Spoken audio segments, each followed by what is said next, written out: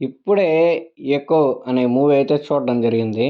అంటే 'echo' movie నాకెలా తెలిసిందంటే సోషల్ మీడియాలో ప్లాట్‌ఫార్మ్స్‌లో అల్లా ఇదిరా మేకింగ్ అంటే, ఇదిరా మూవీ అంటే, ఇదిరా తోపురా తురుంకానరా అని చెప్పి ఏదేదో హైప్ ఇస్తా ఉన్నారు. నాకేం అర్థమయ్యేది కాదు. ఏందిరా 'ఎకో' అంట, మలయాళం ఫిల్మ్ అంట, ఎలా ఎలా దీన్ని చూడాల్సిందేరా స్వామి అని చెప్పి మూవీని మలయాళంలో అయితే డౌన్‌లోడ్ చేసుకున్నాను. డౌన్‌లోడ్ చేసుకున్నాక మలయాళం మూవీని చూస్తుంటే, నేను కింద సబ్‌టైటిల్స్ చదివే లోపల పైన సీన్ ఎళ్ళిపోతుంది. దీనెక్క ఇట్ట చూస్తే మనకు సినిమా చూసినట్టే ఉండదురా అని జెప్పి, ఒక 10, 15 నిమిషాలు చూసి ఆపేసి, తెలుగులో ఎప్పుడైతే వస్తదో అప్పుడే చూద్దామని చెప్పి ఎగరైతే వెయిట్ జేస్తా ఉన్నాను. ఇంక పక్క రోజు తెలుగులో అయితే వచ్చేసింది. ఇక తెలుగులో వచ్చాక మనం ఆగుతామా? ఏసేసామనమాట మూవీని. ఫైనల్‌గా మూవీని చూసాక నాకేమనిపించిందంటే, ఓకే. ఒక డీసెంట్ వాచ్ మూవీయే. మరీ ఏదో 'తురుంఖాన్ తోపు' మూవీస్ అంటే మాత్రం ఖచ్చితంగా ఒప్పుకునే పరిస్థితే లేదు. ఎందుకంటే మూవీ వే ఆఫ్ మేకింగ్ చాలా కొత్తగుంది. చాలా డిఫరెంట్‌గుంది. ఇంతవరకు ఎవరు ట్రై చేయని ఒక జానర్ అయితే ట్రై చేశారు. కానీ నాకెందుకో సమ్‌వేర్ మూవీ ఇన్‌కంప్లీట్ అనిపించింది. కరెక్ట్‌గా ఎండింగ్ లేదు. అక్కడక్కడ సమ్‌వేర్ మూవీలో గ్యాప్స్ ఉన్నట్టు అనిపించిందనమాట నాకు. అంటే మీకు మూవీ చూస్తున్నప్పుడు ఎలా ఉండాలి?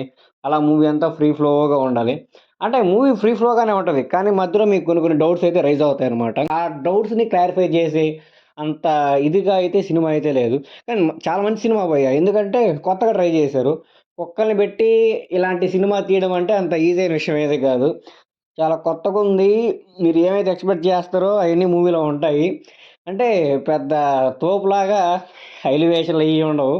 అలా మూవీ పోతా ఉంటది. ఒక్కసారిగా 'జీ' అని మూవీ లేస్తది క్లైమాక్స్‌లో. అంటే 'జీ' అని అంటే మన బాలయ్య బాబులాగా బ్యాక్‌గ్రౌండ్ మ్యూజిక్‌లు అయ్యి ఏమి రావు. హాలీవుడ్ మూవీస్ చూస్తాం కదా మనం. లైక్ ఎలా అంటే సీన్‌ని మనం ఇన్వాల్వ్ అయిపోయి వాడిచ్చే ఎలివేషన్‌ని మనం ఫీల్ అవుతాం. సేమ్ దీంట్లో గూడా మనం మూవీలోకి ఇన్వాల్వ్ అయిపోయి మూవీలో అతనికిచ్చే ఎలివేషన్‌ని మనం ఫీల్ అవుతాం. అలా ఉంటదనమాట మూవీ. సో, నాకెందుకో కొంచెం కొత్తగా అనిపించింది. మూవీ అంతా ఫారెస్ట్‌లోనే తీసుకోవడం వల్ల నాకు చాలా బాగా అనిపించింది. చాలా కలర్‌ఫుల్‌గా ఇన్ని రోజులు చూశానురా బాబు అసలు వీఎఫ్ఎక్స్ లేకుండా ఒక ఒరిజినల్ కంటెంట్ ఉన్న ఐ మీన్ ఇట్లా ఫారెస్ట్ బ్యాక్‌డ్రాప్‌లో అంతా తీసిన మూవీని చాలా రోజుల తర్వాత చూశానురా స్వామి అనిపించింది. అదేంది బ్రో అంత మాట అన్నావు 'పుష్ప' కూడా చూసావు కదా బ్రో అంటావా? మీరు ఈ సినిమా చూసి ఇది ఒరిజినల్‌గా ఉందా? ఫారెస్ట్‌లో షూట్ చేసినట్టు. 'పుష్ప' ఒరిజినల్‌గా ఉందా? మీరే కింద కామెంట్ బాక్స్ అయితే కామెంట్ చేయండి. చాలా చాలా బావుంటది భయ్య. ఆ జలపాతాలు, ఆ అడవి, ఆ కుక్కలు నాకెందుకో చాలా నేచురల్‌గా అనిపించింది. మీరు మూవీ చూసాక మీకెలా అనిపించిందో కింద కామెంట్ బాక్స్‌లో అయితే కామెంట్ చేయండి.